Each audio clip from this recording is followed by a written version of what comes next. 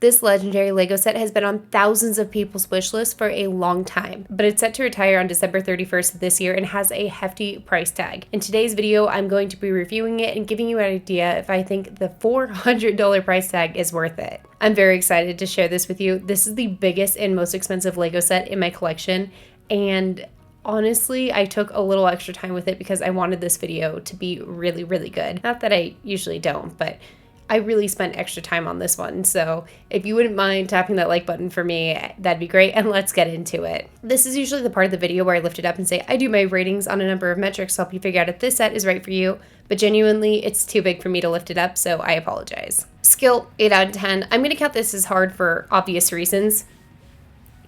It's huge. It's obviously a project build. Technically, you could do it in one sitting, but 4,800 pieces, a little psychotic to attempt. You could, but I don't think most people would recommend it, and I feel like you would start making mistakes as you get later into the build because of fatigue.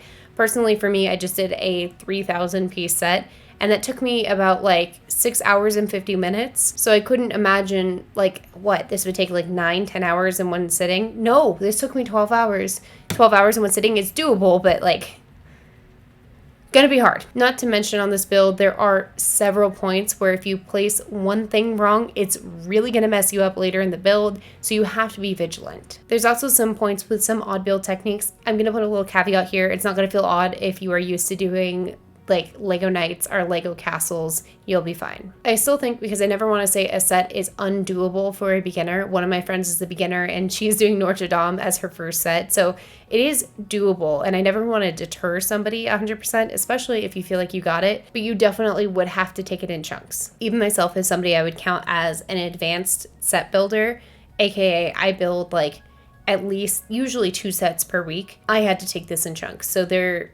I just feel like you have to take it in chunks for sure if you're a beginner. It also has this feature, which I will say is in a bunch of these retiring sets that I'm doing, and my whole next week of uploads is retiring sets. I don't want to say it's annoying, but maybe pesky, like something a little less than annoying. Multiple bags labeled the same numbers. If you're a beginner, that might throw you off a little bit. It also just makes the pacing a little weird, if I'm being honest, but that can make it a little bit more difficult when you have like a bunch of pieces in front of you at random points. In my opinion, sometimes when there's multiple bags like this, it can make it a little harder to sort out the bags, but it's not a huge thing, but beginners beware. I honestly think I just hate it because this table I'm on isn't that big, so putting the set plus that many pieces, trying to build it was just a little bit of a headache, if I'm being honest. Aesthetics, 9 out of 10. Some of these ratings I look a little bit like grades on. Skill, I don't really know quite how to do that, but like a 9 out of 10 would be an A. Also, a little side note as I'm showing you B-roll on this, one of these trees, I have had it up on the top of a bookshelf, like a little corner bookshelf, Billy bookcase thing, and one of these fell behind the bookcase and I cannot get to it. So this set is missing one of these trees. Just forewarning you, little tiny thing. Even though I'm reviewing, I like to be positive, so I'm going to lead out with the things I did like and then finish on the things I didn't like, so that way it kind of gives you, I feel like, a better balanced picture. There's a lot with this that I really liked, and if I listed out everything, it would take forever, but I'm really listing out the things I really, really liked on this set. For one, this thing is huge. It's very impressive looking, and I think that's great for the amount of time it takes to build it. I actually really adore the color on this set. I love the way that the blues and the grays and the bluish grays and the color on the set, I honestly think could not be done any better. Even when I look at the older Disney castle that is already retired, I think the colors on this one work so much better, and I love it. I also love the amount of detail that's put into the front and the back. I put mine up on a shelf, and genuinely, I probably debated for 2 days before putting it up there which way I wanted to put it, because both look fantastic. I think the fireworks are really fun and creative. There's a ton of Easter eggs in here, which to me made it super fun throughout the building process. And I also love that all these like little, I don't remember what these are called, but like little pitched roofs, the little apexes, they're not all 100% the same, and it gives this a lot of dimension, which I really appreciate. As far for things I didn't like on this, there's really one thing aesthetically that bothers me. There's stickers, and there's way too many stickers for this expensive of a set. I think for a $400 set, I could tolerate 2 maybe 3 stickers, but there was so many, and it's very disruptive to the building process. And then I also feel like the back of this, the aesthetics should not be reliant on my ability, or I should say lack thereof ability, to place stickers. It was a massive disappointment. I really hate stickers. I've talked about it many times before, and this had too many. Honestly, to me, this is one of those things that so much time and care was put into it, and it looks so fantastic. I think it actually should be a 10 out of 10, but reasonably, I can't do that with stickers. It cannot be a 10 out of 10 with that many stickers. Durability, 5 out of 10. So my phone, I don't know if you can see it, is over here, and I keep like all my rating and little notes and things I want to talk about over here. I actually have it listed as a 6 out of 10, which I do this like great, so that would be a D. I'm giving this an F in terms of durability. It broke as I was trying to take it down. This like top, I'm nervous to lift it because I don't want to like mess up this video, but like particularly in here, this stuff breaks so easy, and this bit breaks off pretty much every single time I move it, and it's quite annoying. This is not a play set. It definitely is a display set. Side note, because when it comes to Lego Disney, I see a lot of times people will be like, oh, well, you know, Disney's meant for kids. I think that there's a good balance. Disney is meant for families, which technically means adults and kids. There are other sets that are definitely play sets and mini version of the castles and stuff like that that is meant for kids to play with. To me, this is not a set that kids are meant to play with. You potentially could give it to an older kid, but I kind of view this set a little bit like a Barbie dream house, where you wouldn't have a younger kid playing with Barbies because of the choking hazard with some of the accessories and shoes and stuff. So if you wanted to have this be for a kid, they definitely have to be an older kid. When you go to move this one, you 100% need 2 hands under the base, which it tells you in the instructions, but what it doesn't tell you is this whole pink portion can be removed. I highly recommend removing it when you go to move it, because it will wibble wobble pretty easily because it can be removed easily. It has those one piece in the middle studs to secure it down, so it's not super secure. So when you go to move it, pull this whole pink portion off. It's not a very stable set. I don't know. It's up on the top of my shelf for a reason, and that's because I don't want anyone touching it. Value, 8 out of 10. I do this metric solely based off of the price per brick. By the way, during the course of this whole video, and probably up until now too, I've called them bricks and pieces. I mean the same thing. I use them interchangeably. Sorry about that. There are 2 main factors that can affect a set's price per brick. One is licensed IP. This is a licensed IP. It's in the name, Disney Castle. The other one's custom pieces. Now, I struggled with this because there are so many pieces, but I do think some of these gold pieces I have never seen in gold before, so I believe they are custom color pieces of already existing pieces. Does that make sense?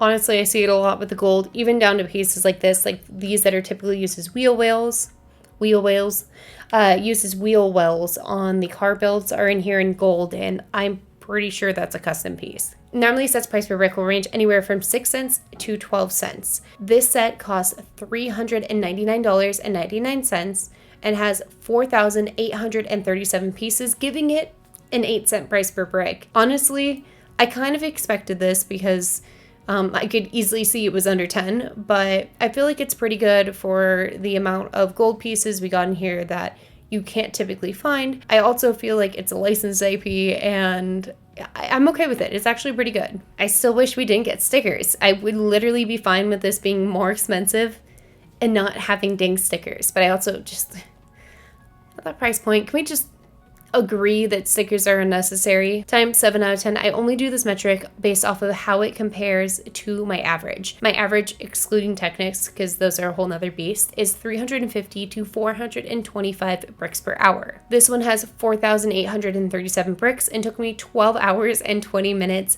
meaning I averaged 395 bricks per hour. Sorry, 392 bricks per hour. Honestly, completely within range. I'm very happy with that.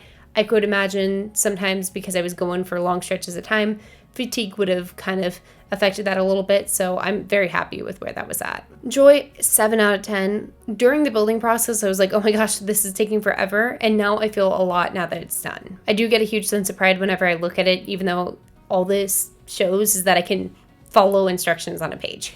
This was a very long build, and there were parts in here that were a bit tedious.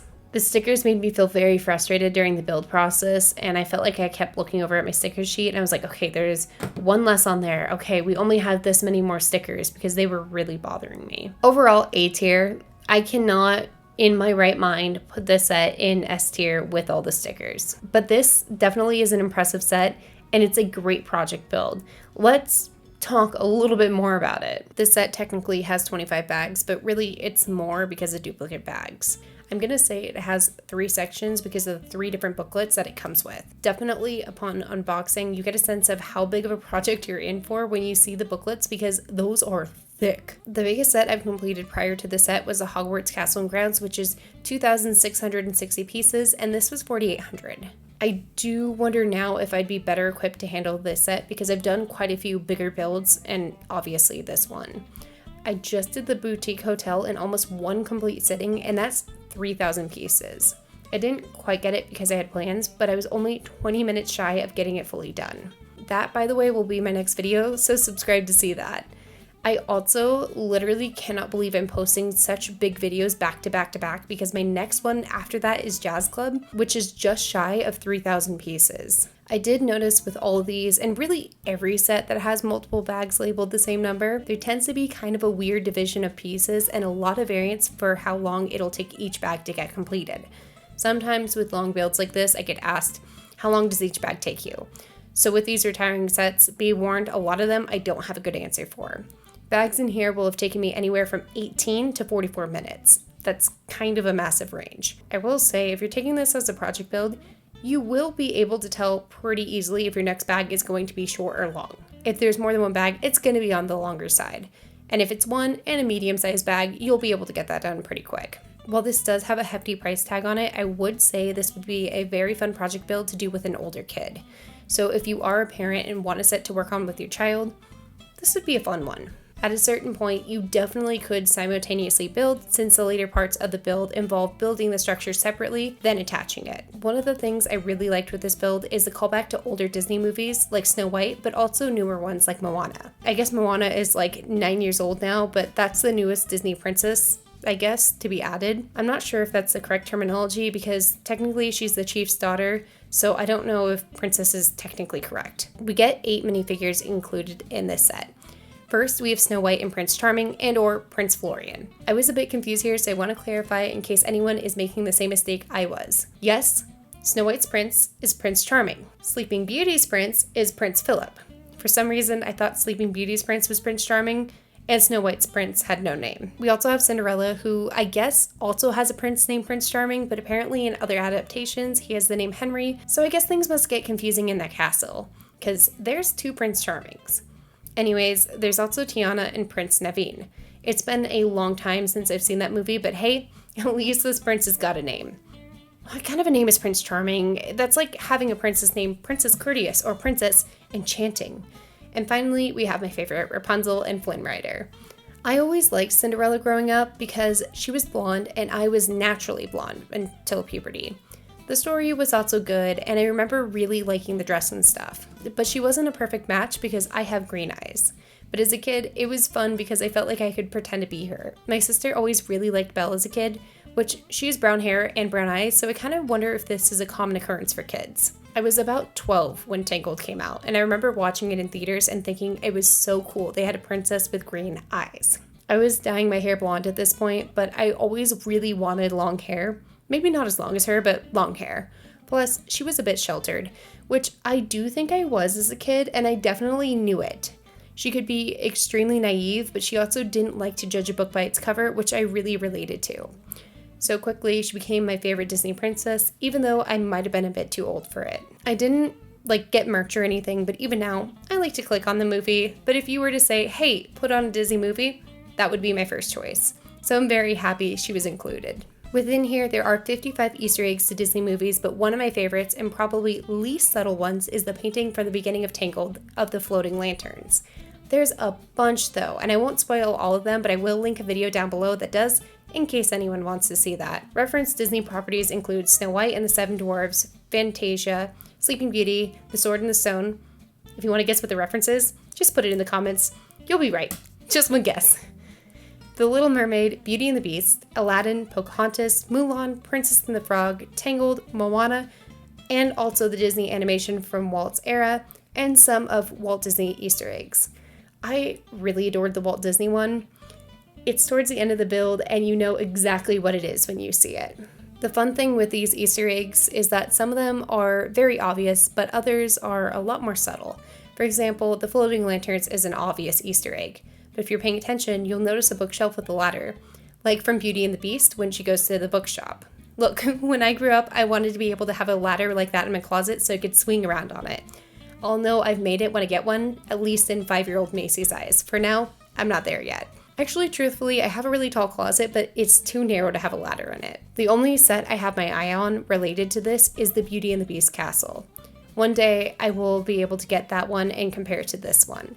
If you have done that and you liked it, let me know how you think it compares to this one down below. It looks great and obviously is quite a bit more attainable since it's only $280 instead of the pretty much $400 this one is. Here you can see me finishing it up, which I was so incredibly happy and proud of, even though it was just me following instructions. Overall, really quickly, before we get to my final thoughts, I just want to thank you for watching the video to this point. I know this has been a long video and I really appreciate your support by watching the videos to this point. So overall, I think this would be a good set for somebody who is already interested in the set and likes it, obviously.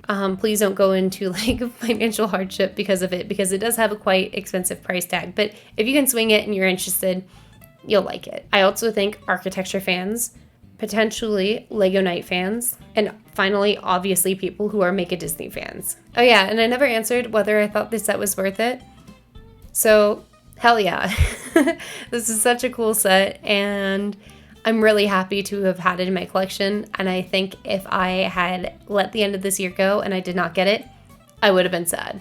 So I'm very happy to add it to my collection. This was a really long video in the process. I posted, and I think I finished this right around the 4th of July, and now it's September, and I'm finally getting to posting this video. I honestly took so much time with it because, one, it was just a ton of footage to sort through.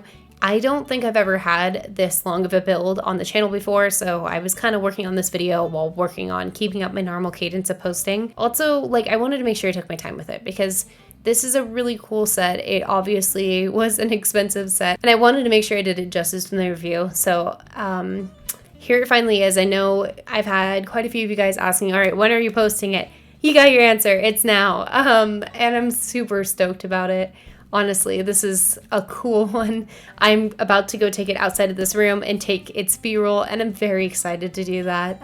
But once it's done, it's going up on that shelf, and I hope to not pull it down for a very long time because I was crushed when I accidentally broke it. I just want to say a quick thank you to my channel members for choosing to become channel members. Your exclusive video I just barely finished filming of what I do for a week of content creation will be coming out next week, and I'm very excited about that. I just have this build, and my next build is a big build, and the one after that is a big build, but your video will be coming soon, so I'm very excited about that. Thank you so much for all the support on my channel. Seriously, I'm at 6,000 subscribers right now, and that's insane. I did recently kind of set a goal for I shouldn't say recently, about in June, I was like, you know what would be really cool? I'd want to hit 10,000 subscribers by the end of the year. That would be awesome. I already know, like, 6,000 is a lot of people, which is insane to me. Like, if you picture that amount of people, it's insane.